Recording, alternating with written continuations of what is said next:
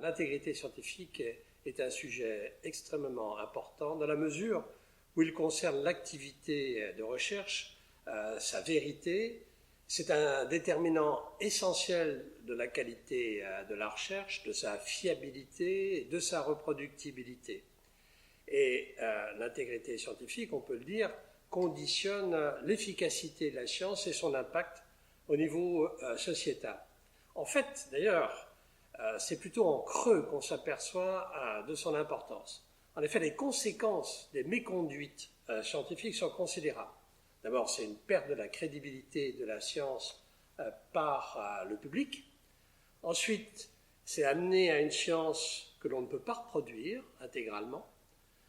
C'est aussi la possibilité de conséquences dramatiques sur le plan de la santé, de l'environnement et naturellement, ceci représente un coût financier. Je prendrai simplement un exemple sur le plan de la santé, qui est l'exemple de la vaccination triple, rougeole, oreillon, rubéole, avec l'affaire Wackenfield.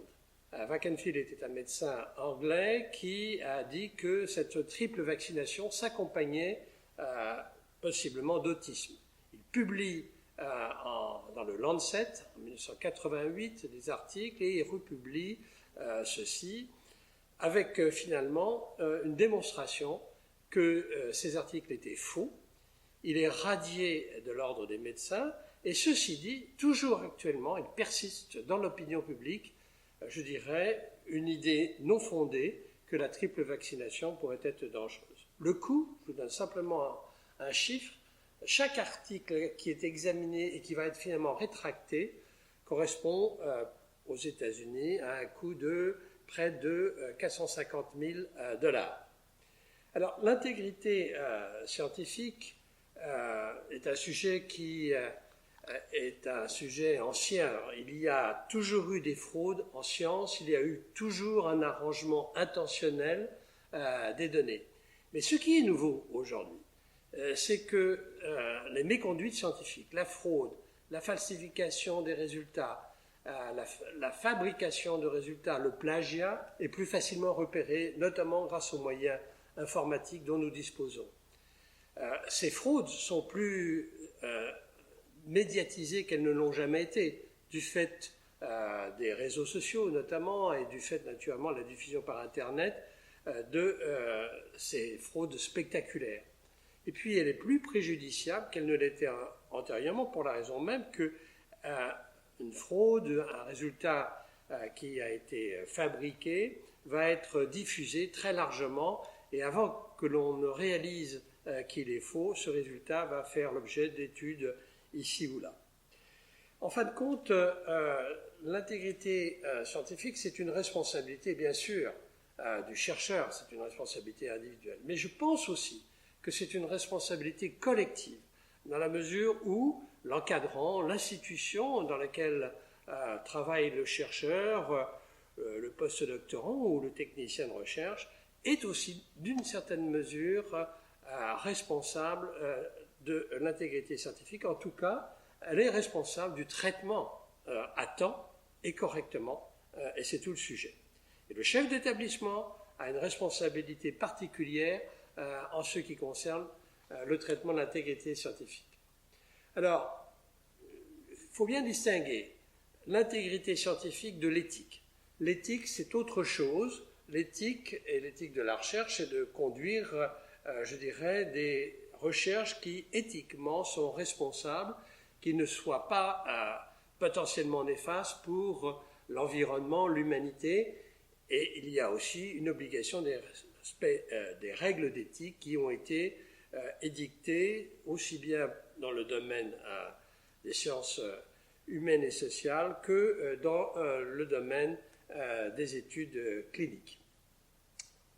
Il y a d'autres types d'inconduite en recherche qui ne sont pas à proprement parler, qui ne relèvent pas à proprement parler de l'intégrité scientifique, qui sont le harcèlement, le vandalisme, la discrimination, le détournement de fonds. Et puis, il y a quelque chose qui est obligatoire, qui arrive à tout chercheur, c'est l'erreur.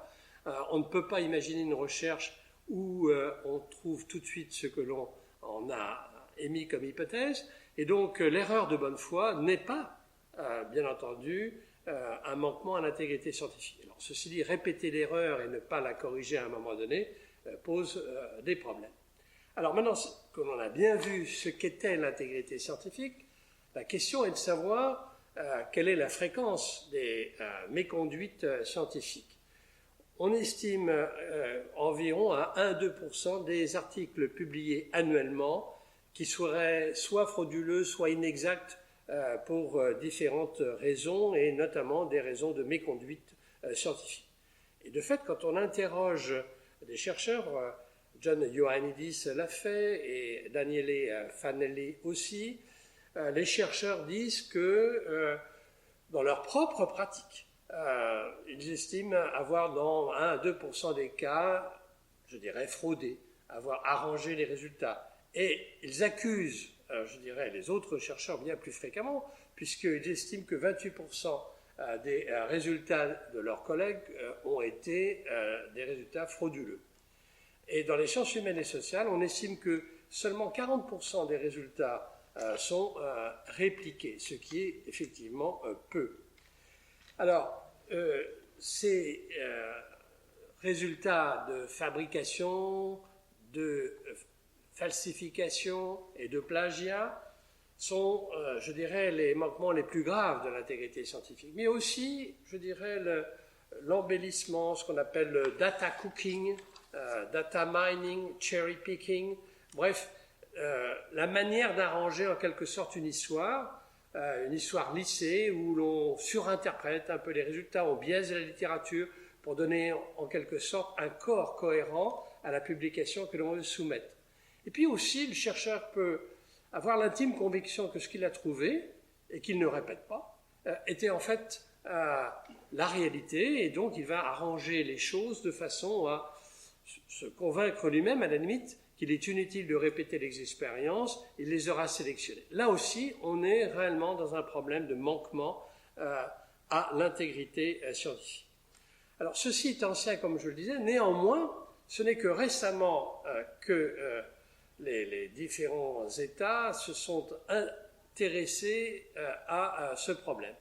Aux États-Unis, en 1992, se crée un office sur l'intégrité scientifique, qu'on appelle Office of Research Integrity, qui va traiter les cas majeurs de fraude.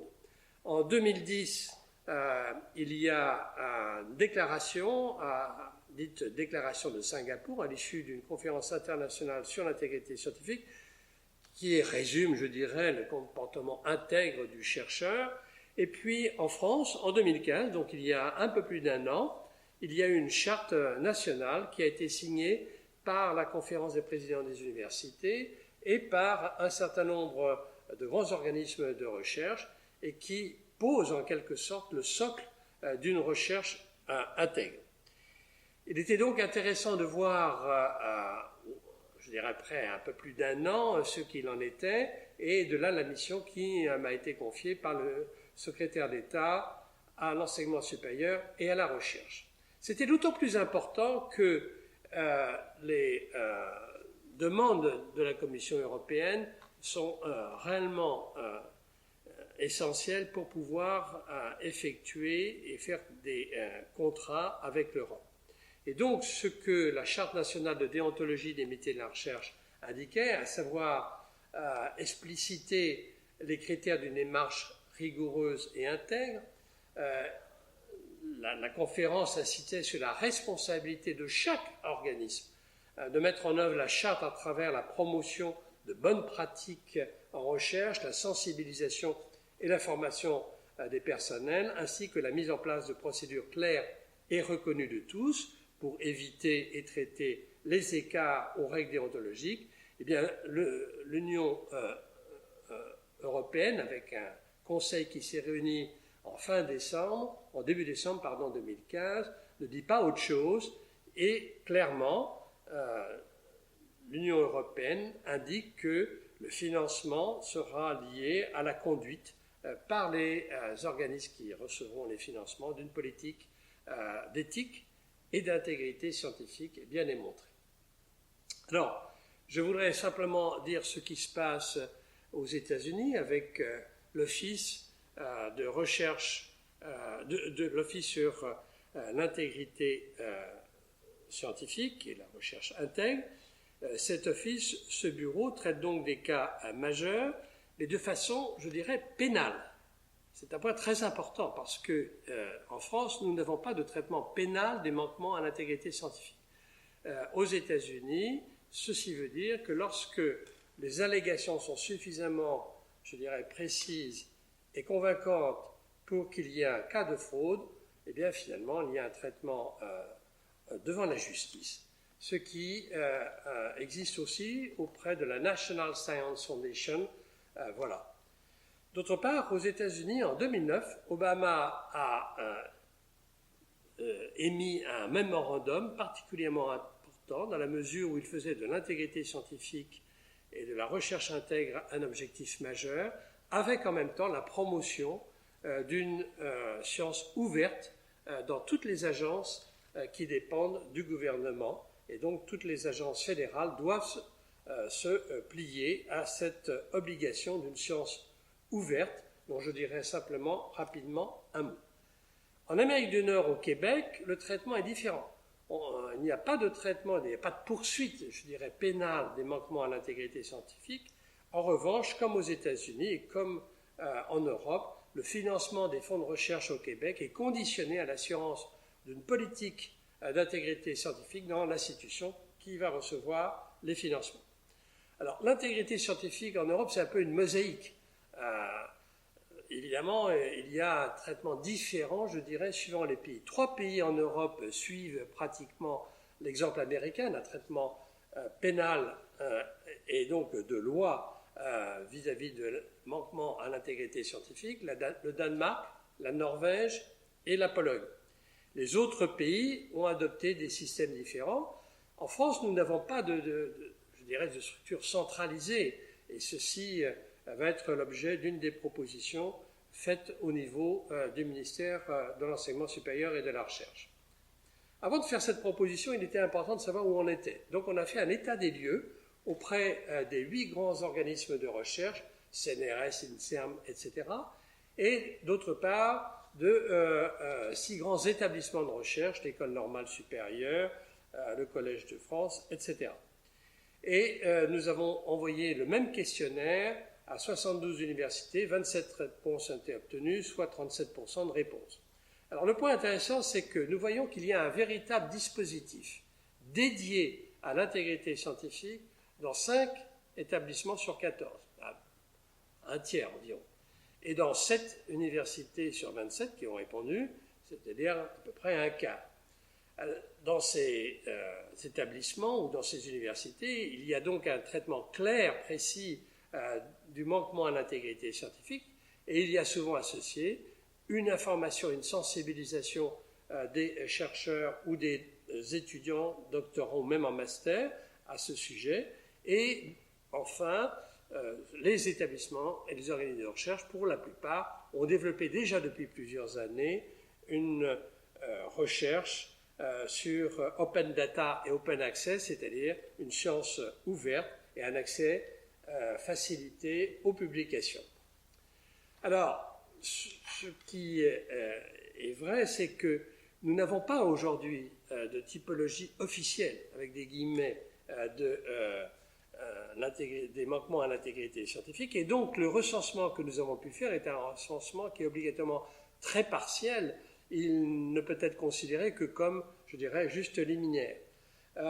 Il est plus facile de repérer la fraude majeure, le plagiat notamment parce qu'il existe aussi des logiciels pour repérer le plagiat, tandis que les pratiques douteuses, répréhensibles de recherche, qui sont les petits arrangements dont je parlais tout à l'heure, la zone grise, n'est pas facile à détecter. Reste aussi le sujet important des conflits d'intérêts non déclarés, pour lequel d'ailleurs il y a une loi à l'heure actuelle en cours de discussion qui concerne les fonctionnaires. Alors qu'est-ce que nous avons trouvé ? Sur les 5 ans, nous avons trouvé, en cumulant, 2 cas de fabrication de résultats, 22 cas de falsification, 54 cas de plagiat, pour des raisons que j'ai indiquées, elles sont plus faciles à détecter, beaucoup de conflits sur les signatures, des conflits d'intérêts non déclarés, 24 sanctions et 23 non-lieux.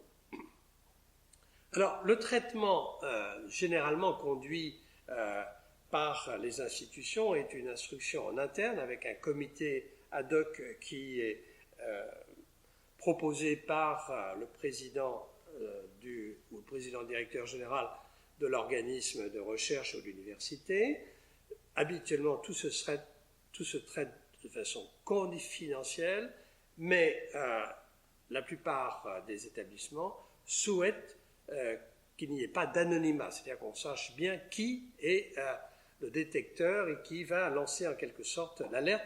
Ceci se traite de façon confidentielle, mais n'est pas un sujet mince. Et comme vous le savez, cette question des lanceurs d'alerte fait l'objet à l'heure actuelle de plusieurs, je dirais, traitements spécifiques. Ultimement, le traitement de manquement à l'intégrité scientifique, la sanction, si elle doit être prise, va être prise par le président après avis soit d'un comité disciplinaire, soit d'un conseil d'établissement ou autre. Mais il n'y a pas, je dirais, et c'est un des sujets importants, de règle générale qui s'applique. Nous manquons en quelque sorte d'un vade-mecum juridique, et c'est là aussi une des propositions que l'on peut faire. L'intégrité scientifique fait à l'heure actuelle la une, non seulement des journaux non spécialisés, mais aussi des journaux spécialisés, et aussi de sites comme par exemple le site PubPeer, qui est un endroit de discussion des articles, mais qui est aussi une possibilité de révélation de manquement à l'intégrité scientifique. Et il y a un site ou un blog, Retraction Watch, qui suit justement les cas de rétraction de l'intégrité scientifique. Alors, le point sur ce rapport est aussi d'insister sur l'importance, bien sûr, de l'information et de la formation. Nous sommes attachés à savoir qui former, quand former, comment former, avec qui former. On ne va pas rentrer dans le détail. Il existe d'ailleurs des documents écrits, notamment celui proposé par le CNRS pour promouvoir une recherche intègre et responsable. Ce document est en train d'être refondé pour pouvoir être utilisé par la majeure partie des universités et des structures de recherche. Et puis, il sera sans doute très utile de bénéficier de supports numériques et notamment d'un MOOC qui est en train d'être mis au moins sur le plan de la recherche biomédicale, qui est en train d'être mis au point par l'Université de Bordeaux. J'ajouterai que les journées de formation sont utiles et qu'un contrôle de cette formation est nécessaire. Ceci d'autant plus qu'une évolution importante a été faite, je trouve, dans la mesure où le récent arrêté sur les écoles doctorales, qui date de mai dernier, dit spécifiquement que les écoles doctorales doivent veiller à ce que chaque doctorant reçoive une formation à l'éthique et à l'intégrité scientifique. Ceci n'existait pas antérieurement, et donc c'est une obligation qui est faite aux écoles doctorales. À l'issue de ce travail, je pense qu'il y a une prise de conscience accrue par les présidents directeurs généraux des organismes de recherche, présidents des universités, et que les souhaits qu'ils expriment et qui sont repris dans le rapport, finalement, rencontrent un certain consensus. D'une part, la nécessité d'un cadrage national et juridique, la mise en place de référents sur l'intégrité scientifique et de moyens dans les universités et les organismes de recherche, le développement des formations à l'intégrité scientifique, et c'est important, une harmonisation à minima, une mutualisation des moyens, de façon à éviter, je dirais, la dispersion et pouvoir être plus efficace. Et pour cela, une structure nationale transversale rencontre, là encore, je dirais, un consensus. Et j'en parlerai pour terminer. Je dirais simplement que nous allons vers une science ouverte et que c'est un élément important, je pense, pour l'intégrité scientifique. Il y a un projet de loi qui s'intitule « Pour une république numérique » qui est à l'heure actuelle en cours d'étude. Ceci permettra à la disposition gratuite des données de la recherche publique et de leur réutilisation. Et d'autre part, il y a toute une réflexion sur un accès libre aux publications. Et il y a déjà des sites qui existent comme Archive, comme HAL, qui permet de déposer des publications et pour le chercheur ou pour le public d'y avoir un accès libre et gratuit. Alors, quelles sont les futures directions? D'abord, il faut se poser la question, bien sûr, du pourquoi de ces manquements à l'intégrité scientifique et de comment améliorer encore la fiabilité des résultats. Bon, le pourquoi ces manquements, bien sûr, il y a cette question de la pression à la publication pour pouvoir promouvoir sa propre carrière, pour pouvoir obtenir des fonds de recherche pour son laboratoire, mais aussi d'autres raisons, une imposture idéologique peut être à la base aussi de fraude. Il y a des enjeux financiers, et puis il faut le reconnaître, un effet négatif d'une bibliométrie qui est essentiellement quantitative à l'heure actuelle, alors qu'elle devrait être beaucoup plus fine, qualitative. C'est un point important. Alors, changer le système, c'est sans doute un rêve, mais au moins on peut quand même se poser un certain nombre de questions et de remettre la responsabilité au niveau de différents acteurs. D'une part, des agences de financement qui, comme je l'ai dit, doivent, avant de financer, s'assurer qu'une politique de recherche intègre et responsable a été mise en place dans l'organisme qui va recevoir les fonds. Les éditeurs, c'est un grand sujet, et on ne peut pas le traiter uniquement, mais il faut quand même le mentionner ici.